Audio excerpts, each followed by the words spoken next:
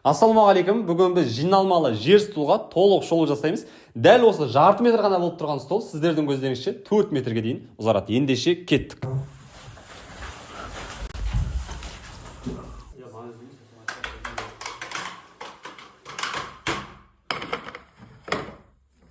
Бұл бізде трансформер столдың қосымша аяқтары бір столға 4 ножка салынады.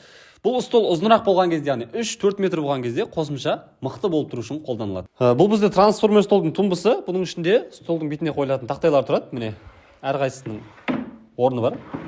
7 тақтай болады. Ендеше осыны қоямыз қазір.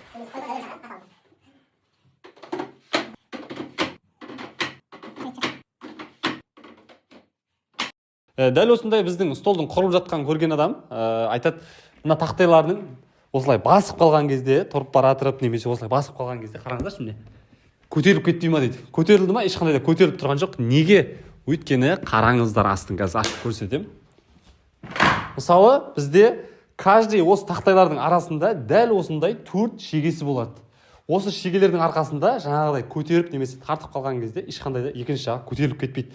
Және айта кететін жайт, дәл осы шегелерді көп жерде екі шетінен ғана салынады. Екі шетінен салынғаннан кейін ортасының тепе-теңдігі кетіп қалып жатады. Ортасына салмақ түседі ғой, сол кезде тегіс болмай жатады. Сол үшін 4 шегенің немесе осылай көп болуына мән беріңіздер да. Және де мына шегенің кіретін жағы да темір болуына мән беріңіздер. Яғни столдың ұзақ қызмет етуі үшін. Бұл бізде трансформер столдардың фиксаторлары, бекітпелері, яғни көріп тұрғаныңыздай, каждый осы тақтайлардың арасында болады осындай бекітпелер. Енді біз трансформер стол ыдыстарды көтере ала ма деген сұрақтың точкасын қоямыз. Көріңіздер. Міне, кел дәурен. Міне қараңыздар.